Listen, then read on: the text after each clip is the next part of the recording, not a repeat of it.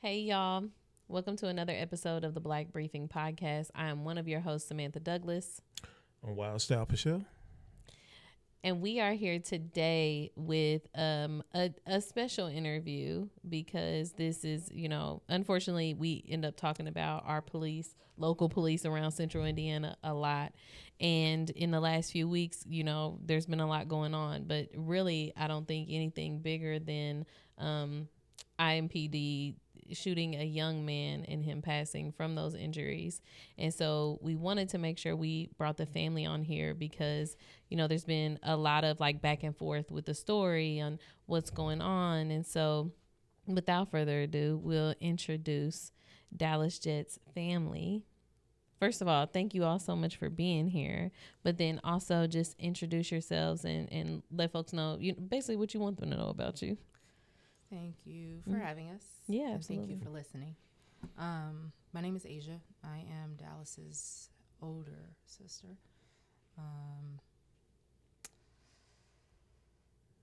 I'm his older sister. I got him about 14 years. My mama was tripping, but yeah. Yeah. I'm Devontae Scruggs. I am the family spokesperson. Dallas is my little cousin. His father, Derek, is my uncle. And I'm just so excited to be here with you all today. With Samantha Wild Style, we go way back, and just grateful for you all creating this platform to tell what's actually happening, and not just going with the narrative that's out there, but wanting to really be concerned about the family's perspective and the other side to the story. So I'm appreciative to be here today. Absolutely. We're grateful that you all are willing to share. We don't like try to chase those things because this is come on, And it takes a lot of courage and a lot of strength to come on and talk about it. I don't know if I'd be ready to talk about stuff like this with if I had to deal with it. So this is a lot of strength. Thank you. Yeah. Thank you. So I think we're going to start with, because we're not going to assume that everybody knows what we're talking about when we say Dalys Jett. But so we'll start with what we know from the news, right? So and it was July 23rd? 22nd, July 22nd, we saw the articles that, there's been a police action shooting. The police were called to a disturbance out here on the Far East Side. They got here. There was the fire, or in even some articles, a shootout between a suspect and police. That suspect has passed, and the two police officers were shot.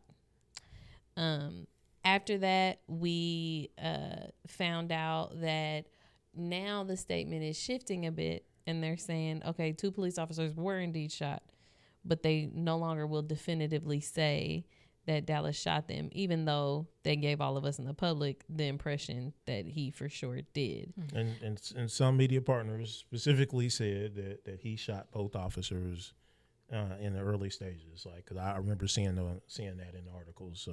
Correct. Yeah, and then we found out that one of them, they were just hit in the protective vest, and one of them was in the hospital, and that they were in stable condition at that point. And so, from you all's perspective, I think I wanna go back there, because obviously that story has shifted, and we've seen it play out in public. And so we'd like to start with, like, from you all's perspective, you all's perspective of that situation, like what happened from you all's lens. Okay. Well, getting the call was shocking enough from my mother. Rushing to the hospital, not knowing, we heard that, and let me also say this, the news received the news about my brother's passing before we did. We were still waiting to hear in the waiting room. What? Yeah. So as I had my cousin and my brother, I had two cousins and my brother on speakerphone. I rushed to the hospital with my mom and stepdad. we're sitting in the waiting room. My cousin's reading off live the transmitted messages between the officers. She's reading that as it's updating. And that's how I heard first. Oh. And then we refreshed the news, and that's how we saw. And I want to say even it still took about 35, 45 minutes after that until a counselor, what we were waiting on the hospital was that we were waiting on the social worker to arrive to take his father, Derek, and my mother back to speak to them about that and reveal the news. But we had already had the news. Wow. Oh, my God. Yeah. As far as the actual shooting, as we waited and other things developed, and as you said, the story is shifting. There's still shifts to come. After watching video, I can say this. I know a lot of others can't just yet, but I'm going to say how I feel. After watching the video, even the bullet found that in the vest of Officer Michael Totten, from the video, there's nothing on his vest. They take off his vest. There's nothing on his chest. It almost, and how I'm explaining it to my family, trying not to sound insane, it does not feel real. It was like performative. Watching the videos of Michael Totten after the shootout perform first aid on the officer that he shot, and then all of a sudden, like, oh, I got to figure out what I got to say now, and go into panic and shock, and let me take my vest off and prop it up so it can see me as, I've been shot and I'm panicking, and, all the officers are blocking the camera and trying to help them. And then, are we done yet? Let's put the vest down towards the ground. When I say it was a lot of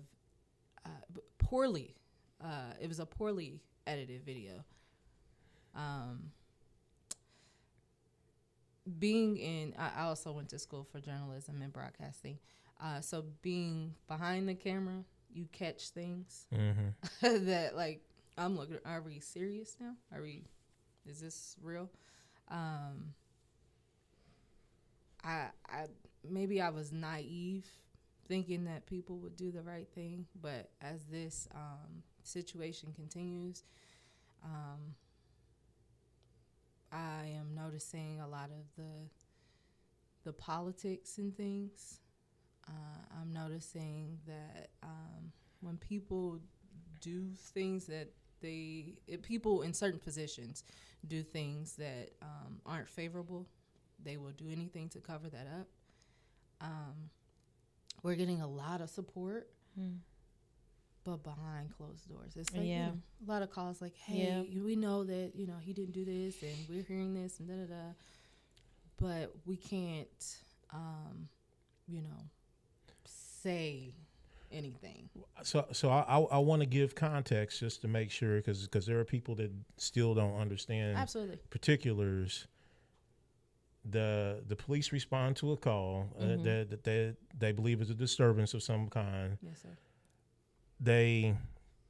However it happens, one officer, and this is fact by now because IMPD admits it. Absolutely. One officer severely injured the other officer by shooting her multiple times. Yes. But initially they blamed all of this on Dalys. Correct. Yeah. Okay. And so you've seen the video, and I've not seen the video, but I've dealt with I was on a call with the chief, and the chief declined to say that she saw Dalys point or shoot the gun. So I wanna take us back just a little bit.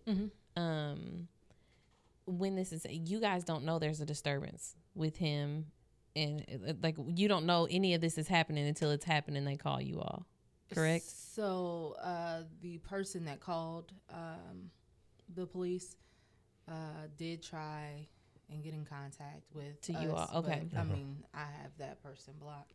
Okay. And I was just wondering if you guys like, because you know when stuff happens in your family, you're like, I'm on the way. Like I didn't know if you guys were like, we already know something's going on and we're like coming, or if this all happened and then you guys are getting this information at the same time we are, like through the news. No. We got the call when he was on the way to the hospital. Okay. So after everything transpired, So, and I know that once this happened, I know that as a family spokesperson, you were in contact with IMPD and you guys requested to see the body camera footage. Yeah. Okay. Yeah. And that's why I wanted to take us back a little bit, because I want to talk about that process. Yeah. So you reached out to IMPD leadership to see the body camera footage, and then walk us what happened from there. Well, so it was strange. I had got the call. My mom called me that Thursday morning and said, hey, your little cousin Dalys has been killed by the police. And they're saying that, he shot officers. And so she said, call Derek. So I called Derek, and he's like, nephew, I need you to get here. So as you all know, I don't live in Indianapolis anymore. I'm in Louisville. So I get in the car, I drive here. And when I arrive to Michelle's house, I asked him, I said, has IMPD reached out to you all? Have you talked to them? Have they come by to update you, called? They didn't even talk to them the night before. So they had not heard from IMPD at all. At all. And so I got on the phone. I called Kendall Adams, and I said, hey, you all shot and killed Dalys Jett last night. Nobody has talked to the family, said anything. They're getting all of their messages from the news. You need to come over here and have a conversation with this family. And Kendall came by, and he had a conversation with the family. And walked the family through those events that happened. And, that night, Kendall, was clear that he could not, this was Thursday. Now, mind you, Thursday, July 23rd, Wednesday, July 22nd, Dalys was killed. Kendall came Thursday, the next day, and said, we can't definitively say that Dalys shot the gun. Yeah. And that was when I was on the call a few days later. That Monday. It was that Monday. That Monday. The day after, yep. So we all, I've been on enough of these calls for years, and I can tell when things just don't seem right with them. Like you can tell that they're a little skittish. They're less transparent. They're not transparent. Things are more convoluted. Word orders matter. Yeah. And one of the things was we asked the chief point blank, and she wouldn't say much until somebody said, well, the neighbors, because by that time the neighbors had gone to the media and said that his hands was in his pockets the whole time. Yep. And Chief Terry said, well, I watched the video and I can confirm his hands were not in his pockets the whole time. But she would not say that she saw him point or shoot the gun. Correct. And that's what they kept saying. Well, we never said that. That's just the public assumption. And so basically they were playing semantics. That's not a new game for them. Right. And the media only knows to report what they're getting. Absolutely. Right.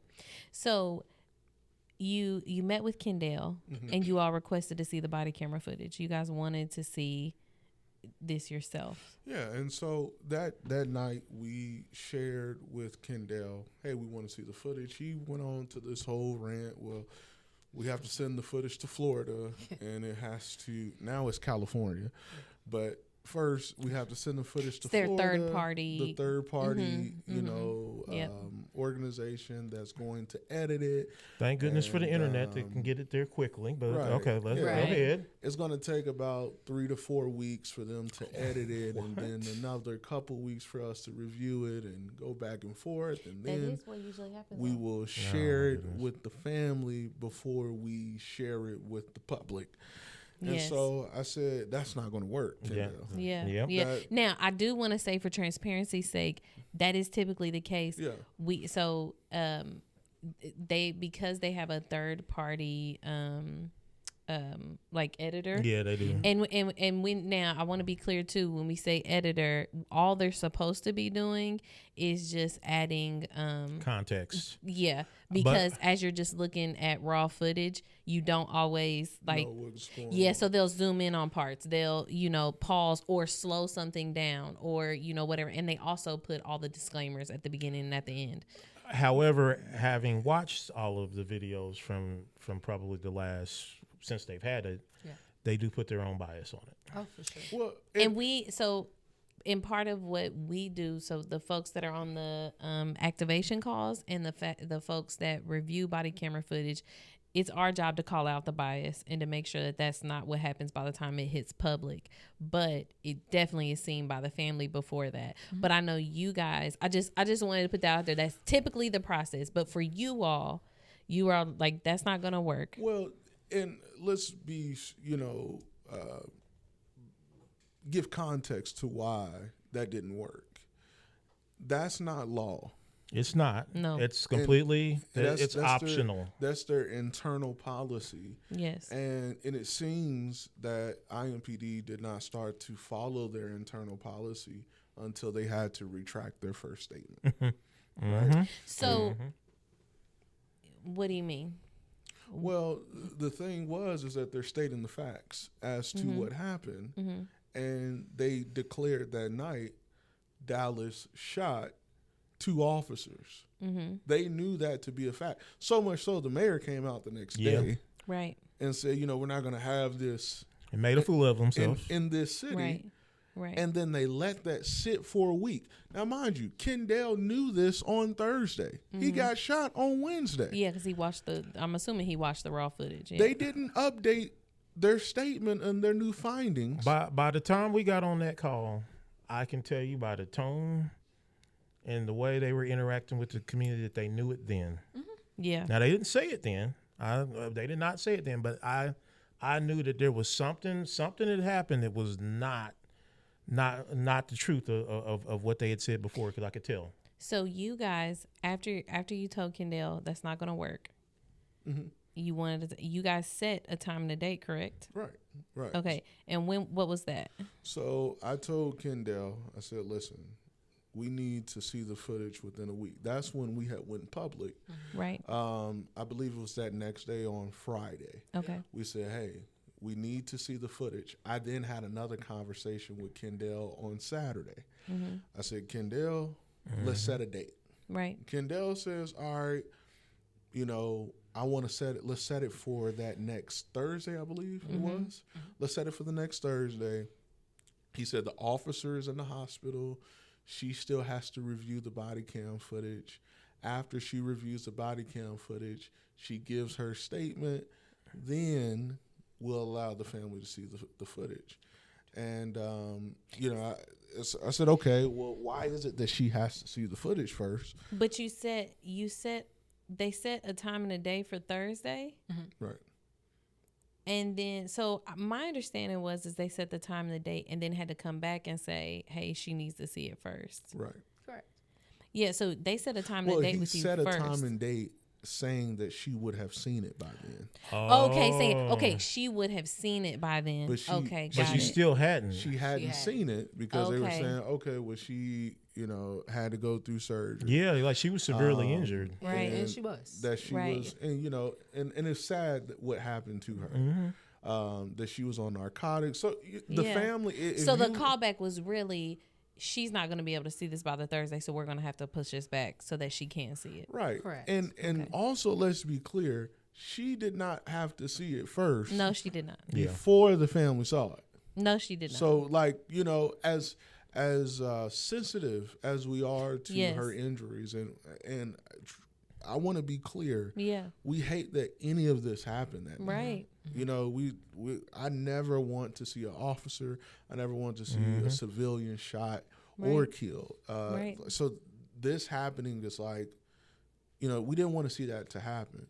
But at the same time, I think that the accountability and showing the family and being transparent with the family, that if you can come to the house the next day and say, hey, we definitively can't say that he shot the gun, but you can't show us yet. It's like, well, what is happening? Yeah. Like, And this is the thing. Nothing changes. Let's be Yeah. clear. Nothing changes. Nothing should change between y'all seeing the footage, her seeing the footage, the public seeing the footage. Correct. Exactly. It's not going to change the footage. So they set a time and a date with you. I think that was one, and this is why I wanted to make sure we talked about that part, because that frustrated me like really bad, and I made sure they knew that too, because you cannot, a family, and I made sure I impressed on them too. They're like, a family went through the difficult process of deciding that they want to see the last moments of their loved ones' lives. They want to see how they decided we're gonna you know, pull it together. We're gonna do this thing. This is the day that we're gonna do it. And then y'all yank the rug from under them and say, "Oh, not yet." Like what?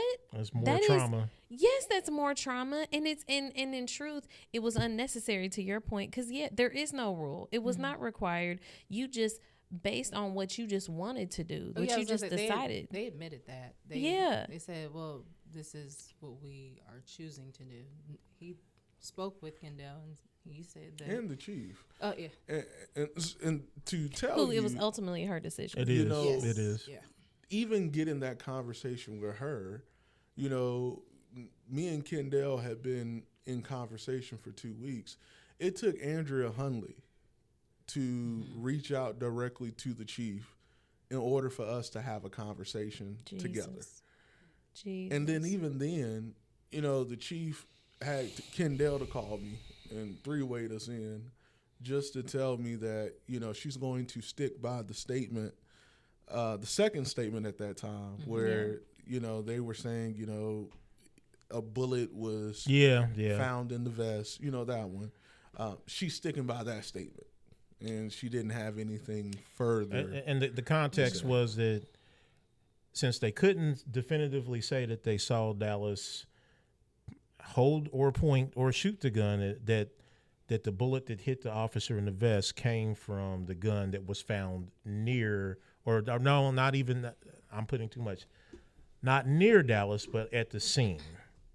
That's Correct. a good point. To touch on that a bit, when Kendall did come to the house and speak to us, and you know, we're like, well, the video should show it clearly, of course, you know, if he shot someone. And then when he did say, well, we can't definitively say that he shot, but we know he did shoot. This was the initial statement.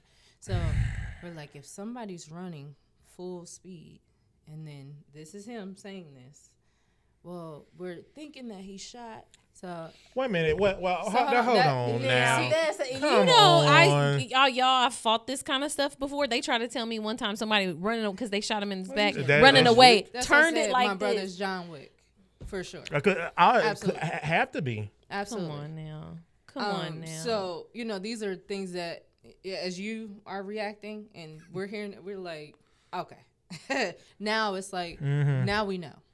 It never happened. And you guys are now trying to figure out how to and what to. Yes. So you guys, and they made you all wait. So even after you talked to the chief, Oh, you yeah, all she still was- had to wait until. Did you all have to wait? Because I saw that they were saying you had to wait until not only she just viewed it, but then also for her to make her statement. Yes. Did you all have to wait until she made her statement as well? That's to my understanding. That is. Because She's made a statement. That's why we saw it. because part of the narrative Unacceptable. was that if y'all saw it and y'all went to the community, it would influence her statement. But it was like, but y'all have already put out, IMPD already put out wrong, false I'ma information, and so you've already influenced her statement there. I was just about to say, I'm going to go ahead and put it out there too, that I think we are completely out of line with best practices in that we do not get a statement from the officers before they see it and then after they see it.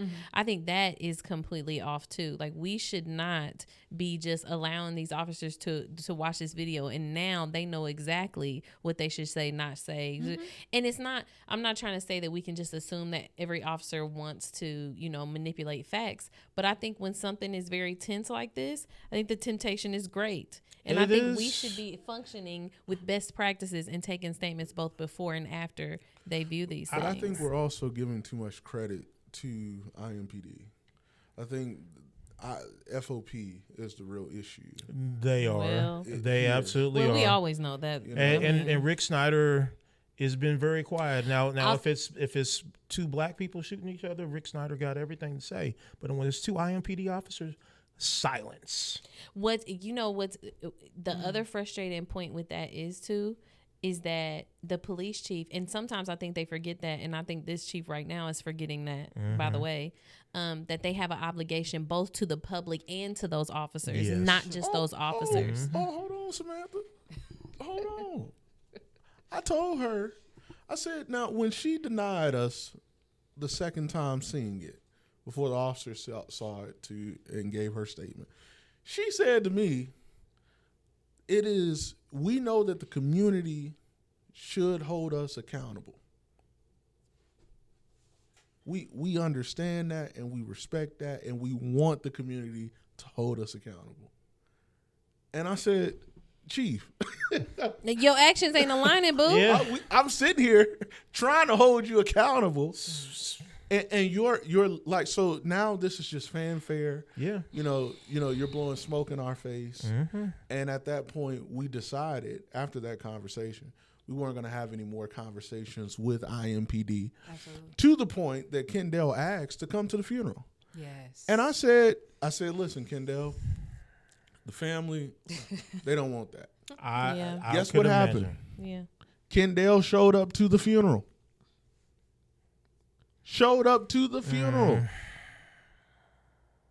You didn't put, and he says, well, I go to every funeral, every homicide, whether it's a police involved shooting or, regular citizen shooting. And I'm like, dude, like. Nah, man. After they told him not to, after y'all told him no. Like, no, that's. Y'all told him no. Yeah. Okay. Yeah. I wanted to be clear because when I thought IMPD was like, nobody's going, I was like, yo. No, yeah. Y'all. He brought it to us and it was. Yeah. It's too soon. Like, we can't. Yeah, it's just too soon. That's. We can't. Now, mind you, he got there at 9:30, before the family arrived. But it just, even in that, it's like you don't honor the wishes. You haven't honored any wish. Yeah. Or any demand during this whole process. That's true. You have literally walked all over our family. And so the fact that we have this is all we have left, is an opportunity to celebrate his life. And you come to make a statement. Yeah. The center police and all of that. It is very heartbreaking. Very heartbreaking. And frustrating. Yeah. Yeah. Yeah. And that's why we talked about, where do we go from here? What all of this has happened. I don't believe it was God's intentions for Dalys to die July 22nd. I don't think God had anything to do with it. No. I think people took it into their own hands. Yeah. And they killed him. And I think that from there, as I shared in the sermon, that we got to protest. Yeah. We got to protect our community. There were at least 500 people at the funeral. And I would say 80% of them were under the age of 25. Yeah. We had them stand up. 80% of those young people there were under the age of 25. And as we talked to the congregation and those in the family, we got to protect them so that what has happened to Dalys does not happen to them. And that's why you all show is important. because it's a part of that protection that if we continue to have conversations and call these people out on what it is that they're doing, we can stop another young man or a young woman, you know, from this occurring. Now, just a couple of weeks ago, before Dalys got killed, right, a young man was falsely accused of attempted murder. Of attempted murder of an officer. And when we seen the body cam footage, it was something totally different from what they said. And we couldn't. That's another case where why, you know what I mean? Like, where it's important that they get to see this footage before. Oh no, it was a gun. You guys couldn't see it because it's below the door. You know, because we point guns like this. Yeah. You know what I mean? Like, it's just like. And that's why they're getting sued by that young man now, because they would not take responsibility for their actions. When you don't take responsibility for your actions, that means that you're not going to correct your actions. Right. And even after the prosecutor said, like, the video doesn't support this, they continue to put out innuendo about the boy that somehow he did point the gun at him. And so they didn't learn from that incident. And if the community doesn't hold them accountable every time, they are not going to learn from this one either. Yeah. No,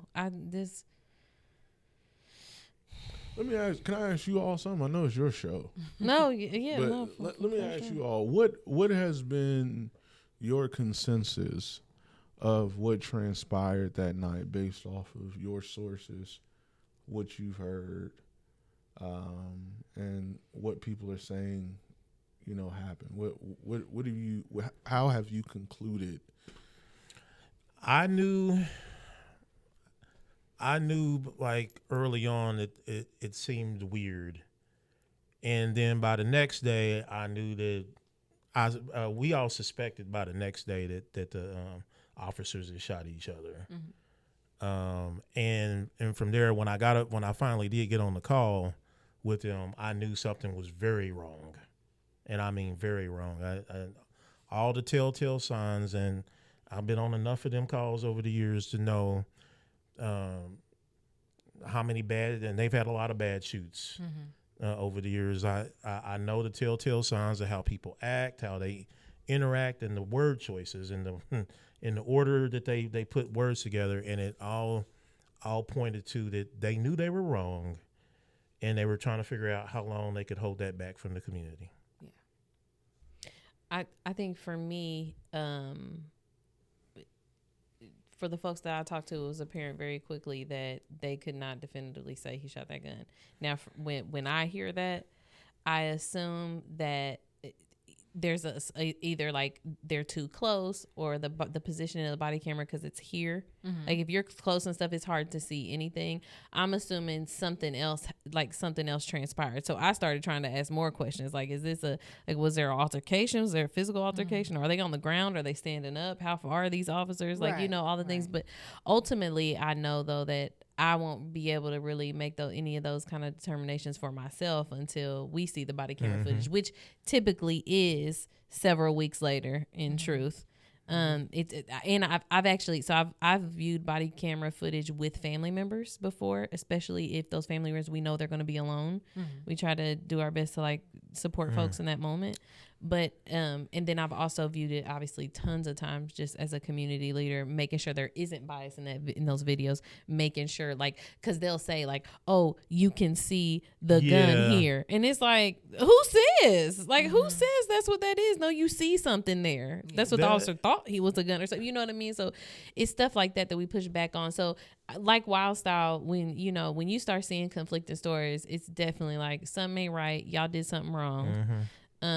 But I'm not gonna lie to you, I was so hopping mad about the pushing back of viewing that footage. I thought it was so disrespectful to your family, to all of the consideration and care that you guys put into making a decision like that, like viewing it that soon and stuff, and really wanting to know these details, for them to go through the process of setting a day and a time and then pushing it back so that an officer can see it first, felt sick to me. And it felt like they were drawing a line between who was being prioritized in that moment. An officer that is still living, Correct, or a family who's grieving, they'll never get this young man back. And to me, that was so cold and callous. I was I was stuck on that a lot. But from what I've heard, you know, obviously there's a lot of dialogue about Dalys himself, and I'm so grateful that he did have so many interactions with great people Yeah. that He had touched a great, lot of people. yeah, 'Cause that had was so many great things to first, say about him. The first controversy was when people said, "This is not Dalys Jett." Yeah. They Yep. said that's not his character. Yeah. Right. So we understand the process of when something like this happens. They're quick to go to the background and try and bring out the rap sheet and everything. But I think when they couldn't find anything on him, mom is a military veteran. Oh wow. She served almost 10 years. Siblings, college educated. Dad, hard worker. There was nothing to do. There was nothing to say, even though they still found things to say. Yeah. They always do. They always do. Yeah, They'll go back to the 5th grade report card if they have to. Yes. Shout out to Coach Fankhauser and Walsh University, who chartered buses for his teammates to come to the funeral and say their goodbyes. His high school, also that was in Ohio, they were able to come and say their goodbyes. People traveled from California, Arizona, Florida, Georgia, Canada, Ghana. Wow. To say their goodbyes to my brother. He touched, in his 21 years, I feel much more people than I have. So he is my duty as big sister to make sure that he's vindicated. Yeah, he's gone, but it's not like this. His legacy matters. For sure. So I love to see those things. I'm so grateful for that, because too often we just run with these narratives that people that don't even know our loved ones will put out there.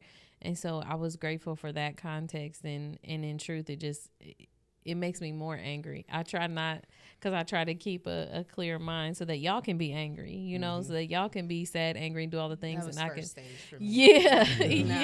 It's something else. So I do want, so I know, because after all of that happened, you guys did view the footage. Absolutely. So I would love to hear you talk about, like, what did you all see? What we saw. So there were 3 angles because of the 3 officers that were involved. First was Michael Totten. That is our happy shooter. And he is the one that did the deed. And I'm going on record saying that. He also has the clearest view because of how everyone was standing. He is the second officer to the scene. Daniel, I'm not sure of his last name. Yeah. Daniel is the first officer. Okay. What we do notice is that there are people in the yard. There's a young lady that is talking. No one else is saying anything. Daniel asked the question of anyone have any weapons here. What I saw was that he didn't say, hey, what's going on? Like, you know, who do I need to speak to immediately, which was the first question. Does anyone have any weapons here? And I do think the reason for that is because the call did come in stating that it was a disturbance and suspect is possibly armed. Michael Totten is arriving as well. Well, he's there at that time. And then as my brother is like pulling away from the other officer because they start like grabbing his shirt and things. And he's like, you know, what are you doing? He is now like, okay, I got to get away. And when he starts running, they yell gun and open fire. That is what happened on the video. And when one of the witnesses stated that, like, they just started grabbing people. They didn't say anything. And I was like, well, you know, I'm not, I feel like that's my whole mind issue right now is that, was I naive that people say this in the media, and I tried to not walk around as that angry black woman. I tried to be optimistic. I want to know both sides of the story, and because there's many times where some stories are just they're racist. Let's hear it all. Yeah, Let's see what's that's going on. not the truth all the time. Not all the time, and that's I'm the person to get that. So when they were telling me, I'm like, I still want to make sure. I want to see everything. It's not in my brother's character to do that, but I don't know. Maybe he feared for his life. I don't know what happened. And as you said, I thought maybe they were, as you know, when they were pulling and something happened. Yeah. I wasn't even sure if he had a gun or, I don't know what happened. We just wanted to see what happened. We never pointed the finger like, oh, no, y'all shot him to do this and do that. He didn't do anything. We just wanted to know what happened. But when they started like, well, actually, and then, well, this kind of, then I was like, well, wait a minute. Are we missing something? Like, now we really need to see it, So that was our standpoint. So the first one, as like I said, they yell gun. They shoot him. He falls. That is when they said that he dropped his weapon. He gets back up. Oh, wow. Jumps the fence, and Michael is still shooting. Oh, my goodness. And you can see my brother in the distance, but he's still shooting. He's not, like, running behind him shooting. My brother's way over here. He's over here. So he's running for his life. That's it. That's all there is. That's it. That's literally it. Second angle is Daniel, the gentleman that asked if there were any weapons. Yeah. He's the one that initially grabs him. My brother kind of breaks free. He yells. Daniel, I believe, is the one that yells gun, and then Michael begins to shoot. Daniel is terrified. Daniel runs to the other side of the home, and he's, shook. He's calling in. The only one that I seen that was shooting was Michael. And as I stated, Jessica, the third officer, she didn't even get to make it up to them before shots rang out, and she starts running to take cover to assess to do that. But as she's running, she gets shot in the crossfire. But the shots are coming from police. That's it. Like she's taking cover from the police, like her own officers. Yeah, but she runs through and gets shot. Yeah. So that's how that happens. It was definitely overkill. Because, I mean, to the public, how we understand it is that they shoot when they feel like they're threatened. Mm-hmm. And somebody running from you can't be a threat. But we have this conversation all the time. Yeah, we do. We have this conversation unfortunately. all the time, unfortunately, where we have to talk about why somebody would run with a gun that they're not intending to actually shoot. And I don't know why this is such a difficult concept for folks, but it's like they're trying to get away. Yes. This is not hard or difficult to figure out. They're trying to get away. I think being able to determine that this is actually a threat, or he just had a gun, which is not illegal. Correct. I do want to say that the family is still waiting to see footage. Correct. They did say that there were dash cams. Okay. Well, let's be clear that there is, to get the rest of it. Yeah.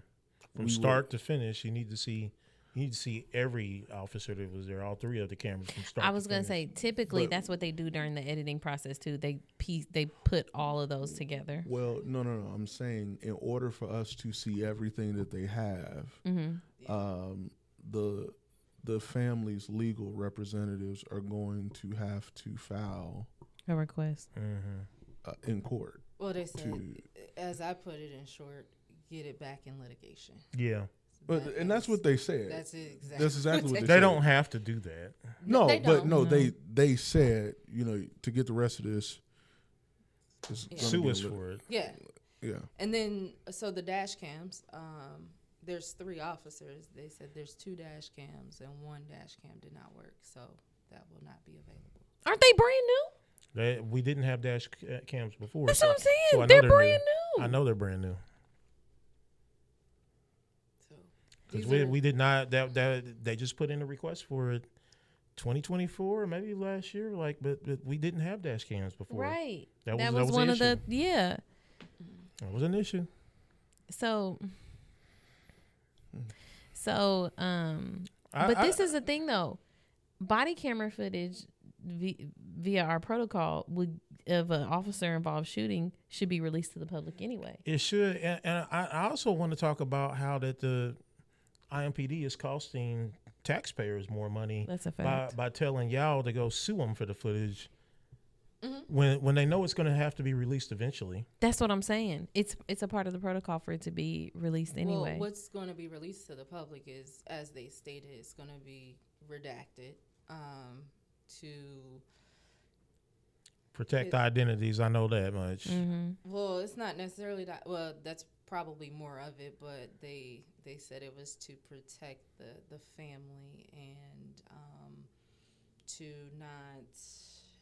I forgot the wording he used, but he tried to put it in our we want to make sure that you guys essentially that everybody involved, from the family of the deceased, the family of the officers, that everybody's protected. But especially them, IMPD, protected, because that's what they do. Yeah. And that's what this is about, in my opinion. I mean, yeah, in this case for sure. But as you stated, it wouldn't even be them paying if we decided to sue or do anything like that. It was the city of Indianapolis and Yeah. Black Lives Matter, ND10 determined that when they sued, they tried to sue the IMPD, and the judge came back and said, no, it's the city of Indianapolis. Mm-hmm. So there's something I wanted to ask about the video. So I know you all said that the officer that was shot, the woman officer that was shot, was not there initially. She came once things are already happening. And so this is what I want to know is how, because Dalys at this point is running away from them. Mm-hmm. He has jumped this fence. Mm-hmm. How does she get shot if she's just coming up and they're obviously looking towards him? He's jumped the fence. How does she get shot by the officer who's trying to shoot him? So, as you stated, my brother was not near him anymore. And she crossed his path. She ran across his where the officer was shooting. Yes. That is actually crazy. Yeah. So, and then let me clarify that as well. Jessica, the officer that did get shot, she was walking up to the scene. Yeah. And then shots rang out. So she, on her actual body cam, you can see them. Yeah. I don't know if they're you don't see. And she ran right into his line of fire. Correct. Jesus. I mean, this speaks to so many different problems beyond the transparency issues with IMPD, but the fact that obviously their training is putting their own lives in jeopardy along with the public's, obviously. Not to mention, we always have questions about the distance at which they're shooting to and the recklessness of that, especially when you're in a residential neighborhood. And that's not the first time that they shot somebody in the back over a fence. Yeah. Oh, my Lord. I forgot about that. Yeah, because I watched that video. Yeah.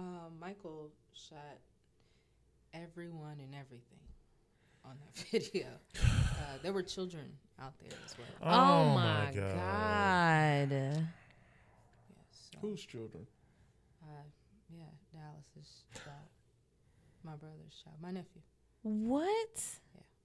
That is insanely reckless. Wow. Yeah, so,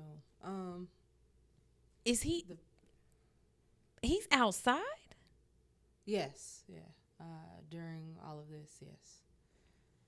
So, and to be clear, the officers never even attempt to clear this area. There's not even a stay back. There's not a We just yell. They yell, "He's gun," and then just start shooting. Just started no shooting. matter who's present, children, everything. They don't even know if he was actually he could have been a bystander watching what was going on between a domestic dispute. They don't know who was involved with anything. They didn't bother to Correct. have the conversation first to figure things Correct. out, or de-escalate. And I just want to ask this for GP. When they came up, he was compliant. Like, he was talking back with them. When they come up, he asks a question, he responds. Like, that we don't have to know their conversation. Said. I'm just saying, like, there was nothing said. Yeah. There was one, like I said, the one question, and I mean, he wasn't running. He was standing there. So how do you know he was? That's what I'm saying. Yeah. That's what I'm. But he was there for a conversation. Like, he wasn't trying to evade conversation or them or anything like that. Yeah. I mean, I think that from a policy standpoint, if the young man's got a gun, it's none of their business. Their business.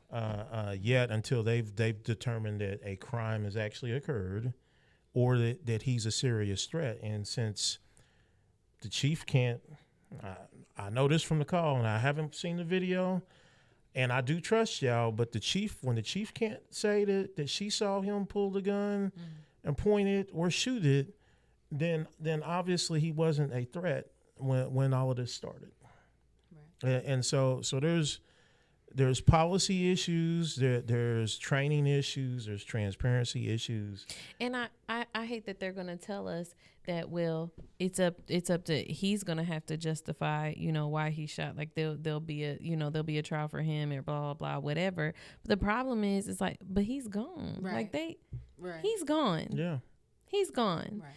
Like, that's what's so frustrating. It's like, this is why it's so important that we get it on the front end. This is why it's so important that we're super intentional with people who are armed with the authority to use deadly force in our communities. But they... And let me go out on the limb here and say that maybe this time, that they're starting to realize the same thing when their officer is severely injured in the hospital like this. My God. That is crazy. That is crazy. So right now, you guys have seen this footage. I'm not going to ask, legally the things you all plan to do or don't plan to do or anything like that.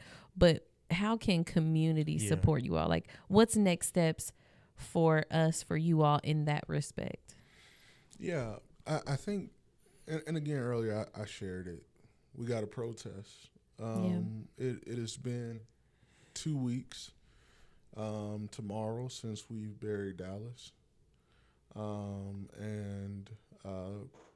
I've had conversations with clergy in Indianapolis, and a lot of them are saying, well, we can't really say anything until we know the facts.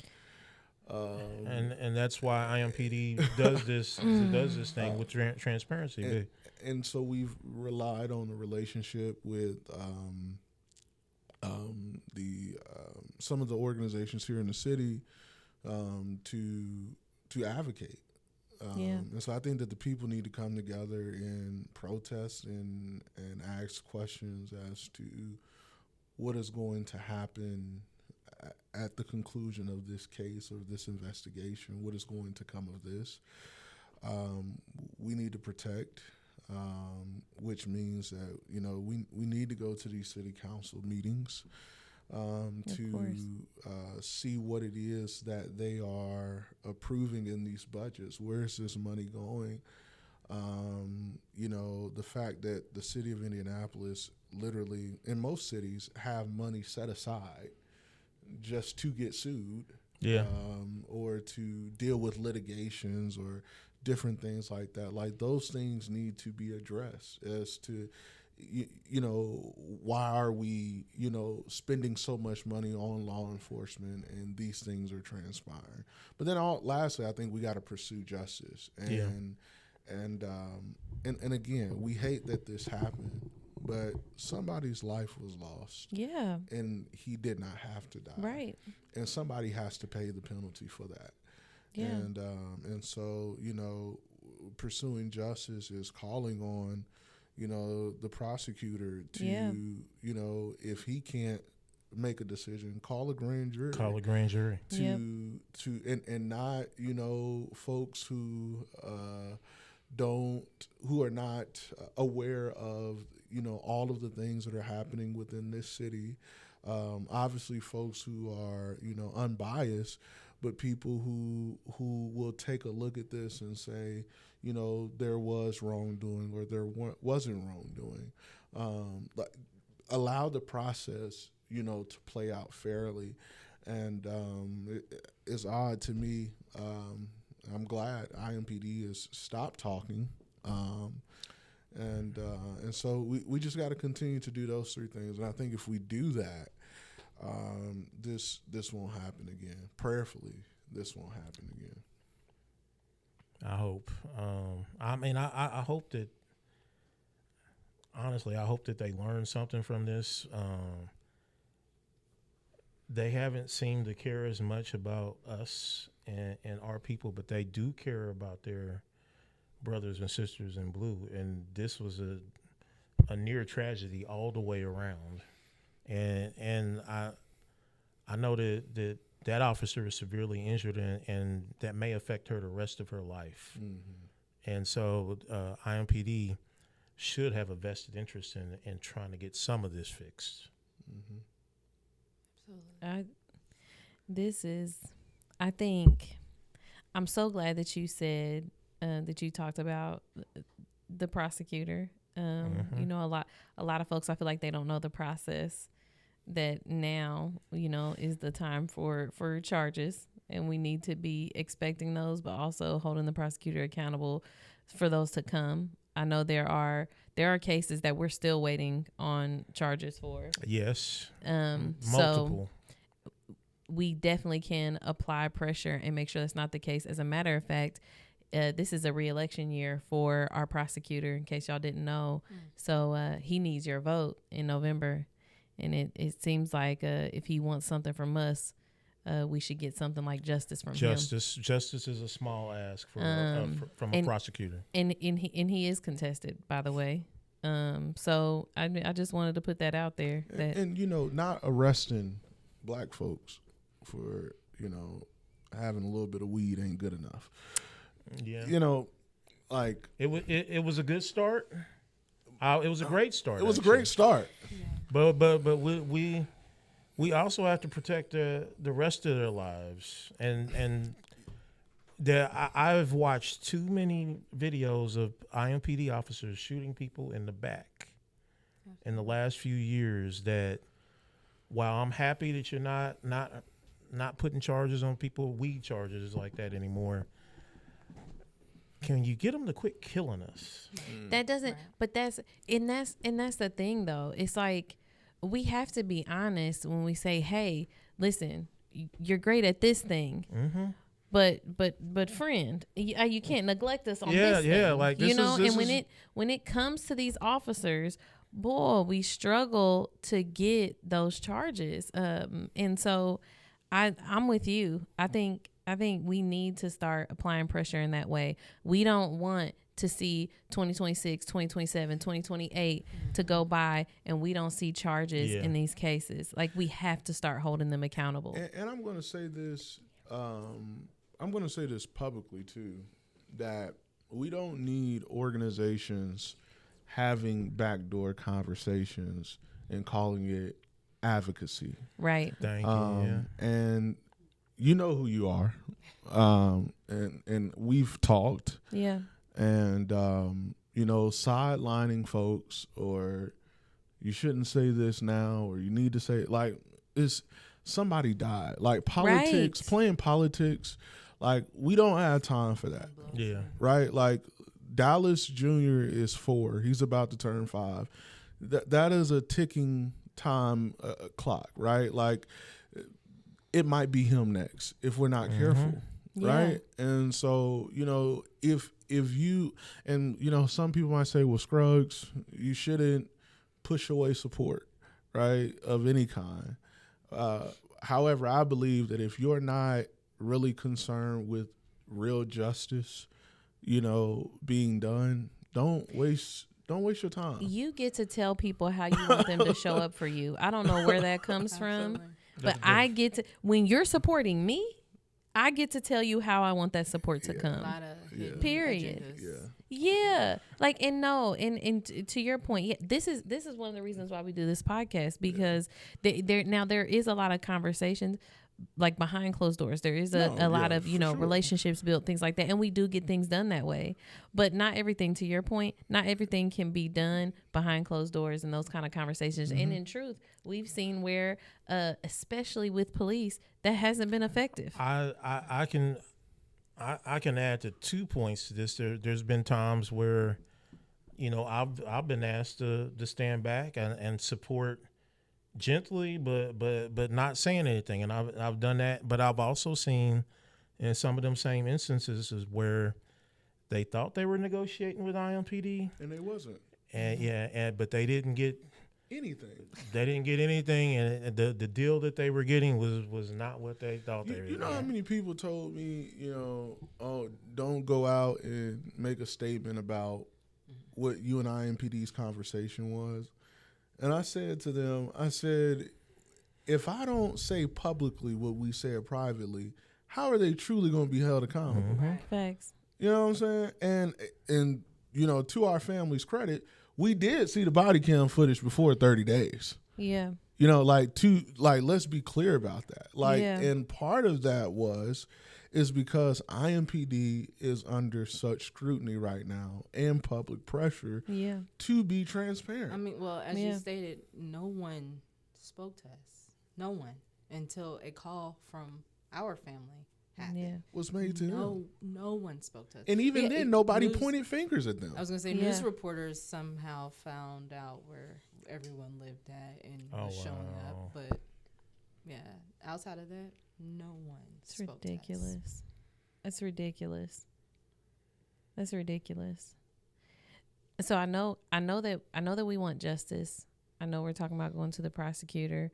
And have you guys talked about organizing anything in that way, or what you all want that to look like? We're working through that. Okay. We're working through that. I will say that one of the things that we're understanding, in this process is that, we can get out, protest, do all of these things today. However, if it does not move the needle, right. It's not worthless. Like, let me be clear. Like, there's a time and place for it. But we want to be strategic in what it is that we're doing, because this is Indianapolis, Indiana, right? Yeah. You know what I'm saying? Yeah. And so in that, like, we are organizing as we speak to get a message out that will share some of these things. I think the biggest piece is that the public now needs to demand to see the body cam footage. And I believe that once the public has an opportunity to view it, the family won't have to say anything. That's my hope, is that when the public sees it, the public will know what to do with it. Yeah. The petition. Oh, yes. I was going to say, I thought you would know the website off by heart. I don't know. Just a side note. I was careful to say our friends, but they've been really helping us. The Party of Socialism and Liberation has put a PSL has put a petition out, which has some demands on it. And so I think if you're looking for something to do right now, like you've heard, this interview, you're like, well, what do I go do? Go to Indianapolis PSL, sign that petition. I think that's the first step. And then that I can put that up on the screen too. Yeah. It also gives us an opportunity for you to stay involved in what's happening. And so this is not a sprint, it's a marathon. Yes. And more is to unfold. Yeah. And I mean, I like that you guys have pretty clear goals though. Yeah. And I think that's helpful. I think that's helpful for the rest of the community too, because I think a lot of like criticism we get for protests and stuff is it's always like, to what end? Yeah. Right. right? And you Right have, you have to know what you want. You gotta know have to what make you want. demands. Yes, gotta make demands. And yeah, I'm more than happy to support that, and our platform is too. Whatever we can do to support and continue to support.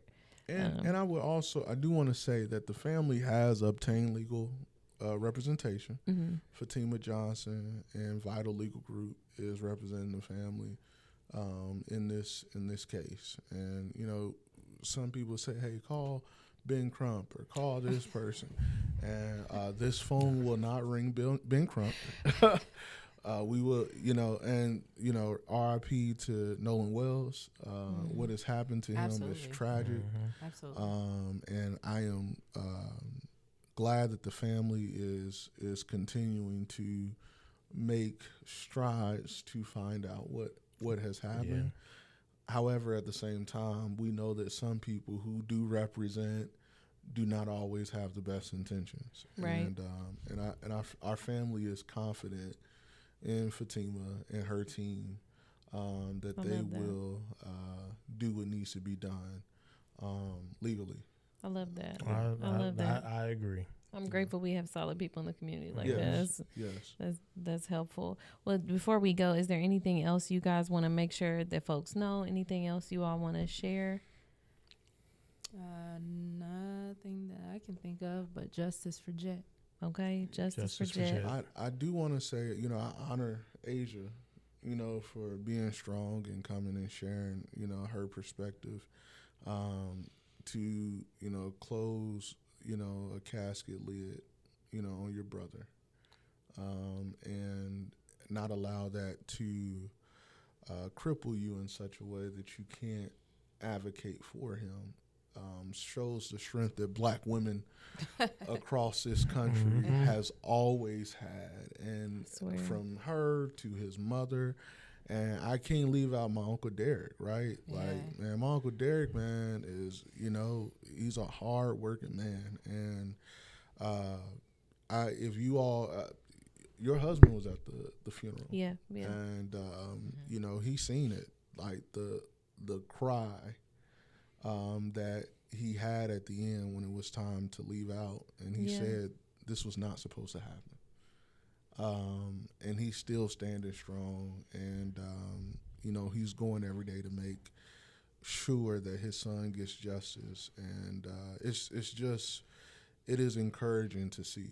And so our family, like I'm saying that our family has been strong, from Aunt Michelle to Uncle Derek to Asia, and all of the siblings have truly, you know, stood the test of time. And mind you, they've seen the comments. If you're watching, we've seen the comments. My God. We've seen everything that you all have You can said. truly see who was raised in hate. Yeah, Raised yes, you can. with hate and survival rather than love. Yes. Y'all need a hug. Yeah. Y'all need love. Yeah. Well, they need something. I don't know about the hug. I just when you were saying that stuff too, like it was just like, this is not supposed to happen. I cannot impress this on folks enough. Like, this is not normal. No. We should not be burying our young men Right. at the hands of each other or at police. Correct. Like, we should not have to. Mm-mm. He should be in college. He should be living his best life, building the life that he wants and enjoys. Like, our black boys deserve that. They deserve to live and be here and have their families. Like, as you were saying that, I was thinking about, like, you know, it is back to school time right now for folks going back to college and things like that. And he should be here. Yeah. He should be here. Yeah. And so, and I also want to encourage folks too, that like, we have to do better about how we handle our relationships and our families too. Police, they are not always the best solution when something's happening at home. They're rarely. They're just, unless you are truly unsafe, there's other options. Yeah. You know, there's other options. There's other things you can do. But I just want people to know, like, when you bring folks in that have weapons, that are authorized to use deadly force, And don't know you. and don't know you, or the situation that might be afraid of you. oh my goodness, stuff can quickly go. We've seen it All the over time. and over and over again. So I just man, just love on people, bro. Yeah. Like I can't think of anything. I do have a question. Yeah. What happened with the mobile crisis response? That's only for like a clear mental health issue. Somebody would have had to call it in like that.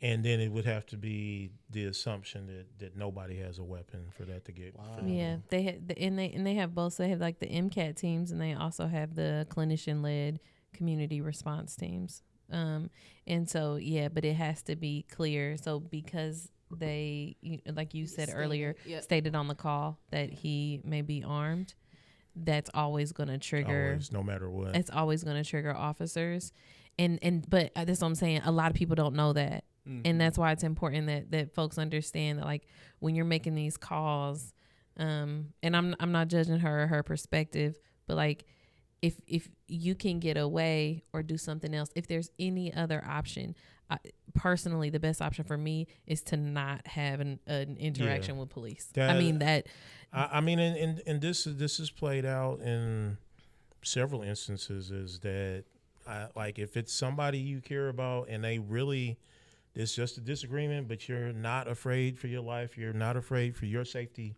or somebody else's safety. And you can get out. They can get out, you know. I was gonna say, to be clear, your message is extremely important in this situation.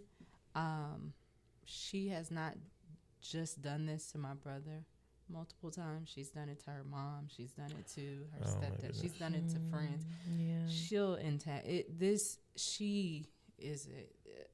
Yeah. Not to go into detail. Yeah. She plays these games. Yeah.